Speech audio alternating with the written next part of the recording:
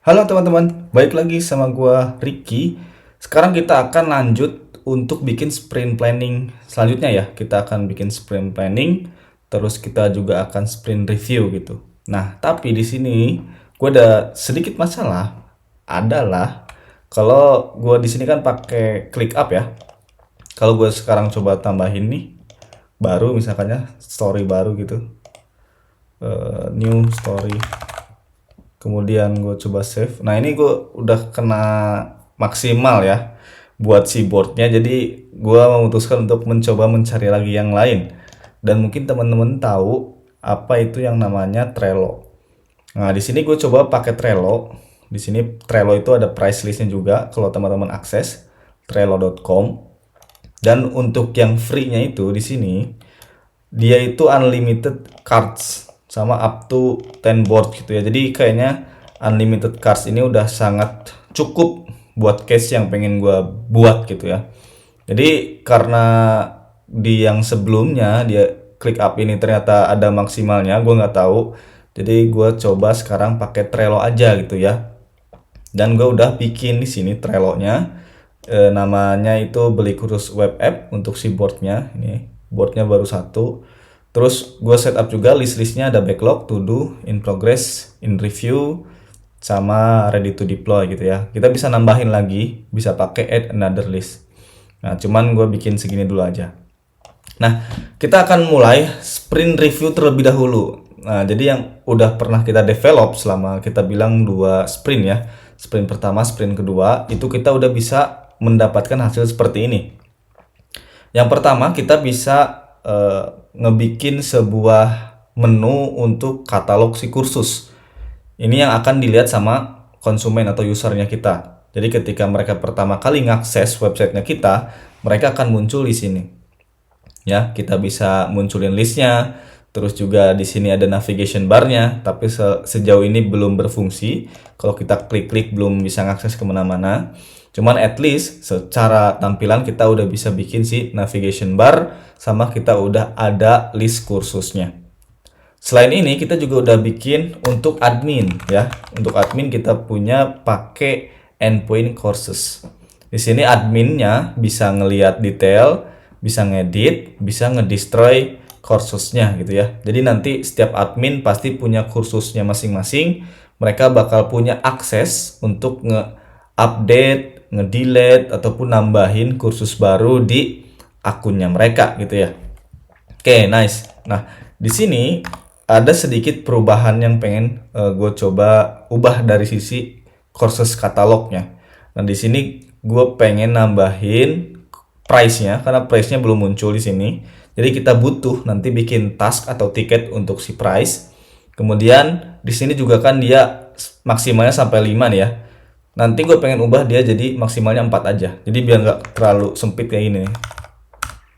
Tuh, jadi nanti bakal gue ubah ke 4. Nah, sekarang kita lanjut aja bikin si tiket-tiketnya. Di si backlog ya, seperti biasa. Terakhir itu BK berapa nih?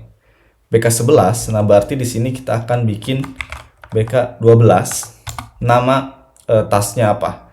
Nama tasnya di sini gue pengen create source ya. Source price and fix courses catalog gitu ya.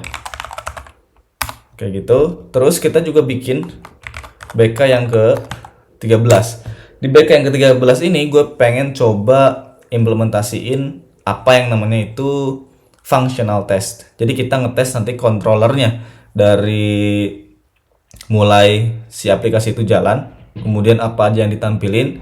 Nanti gue pengen coba bikin test case-nya. Jadi di sini gue bikin create functional test controllers gitu ya. Oke, kita udah bikin 2. Kita bikin lagi yang ketiga, yang ke-14, BK14. Di BK14 ini kalau teman-teman lihat di sini, ini kan bisa nanti si katalognya itu banyak banget ya. Misalkan ada banyak toko gitu ya, ada banyak toko, terus produknya tuh macam-macam. Jadi kemungkinan besar list-list ini akan sering kubah-ubah. Nah, karena sering ubah-ubah, gue pengen coba tambahin yang namanya catching, nge-catch gitu ya. Kita akan nge-catch partial bagian courses katalognya. Nah, jadi gue coba di sini buat nambahin catching views katalog partial gini ya. Kemudian kita akan lanjut lagi ke BK15. Di BK15 ini kita akan mulai nyoba munculin si cart. Jadi nanti ketika user mau nambahin produk atau nambahin kursus, dia mau beli lah intinya, mau beli kursus, dia kan pasti akan add to cart-nya. Nah, cart-nya itu kita perlu bikin ya, perlu bikin view-nya. Nah, kita berarti bikin tiketnya juga, create cart ya, cart views atau generate cart aja gitu ya, create cart cukup.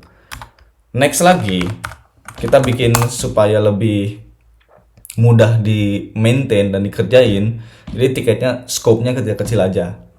BK16 setelah kita bikin si cart-nya, kita akan mencoba untuk ngekonekin dari si kursus ke si cart ya, jadi connecting courses to the cart ini. Setelah dia bisa connect, baru kita akan bikin flow-nya untuk ketika nanti kita klik add to cart-nya, dia akan muncul si misalkan Rails for Developers ini, kita klik nih add to cart, nanti dia akan muncul list itemnya di si cart. Nah, itu akan kita bikinin tiket lagi. Nama tiketnya berarti BK17 implement flow add to cart. Oke, mantap. Kita dapat berapa tiket? 1, 2, 3, 4, 5, 6. Oke, kita dapat 6 tiket. Dari 6 tiket ini kita akan lanjut develop. Yang pertama kita geser ini dulu ke to do, ini dulu ke to do, ini ke to do. Nah, gini ya. Nah, gini.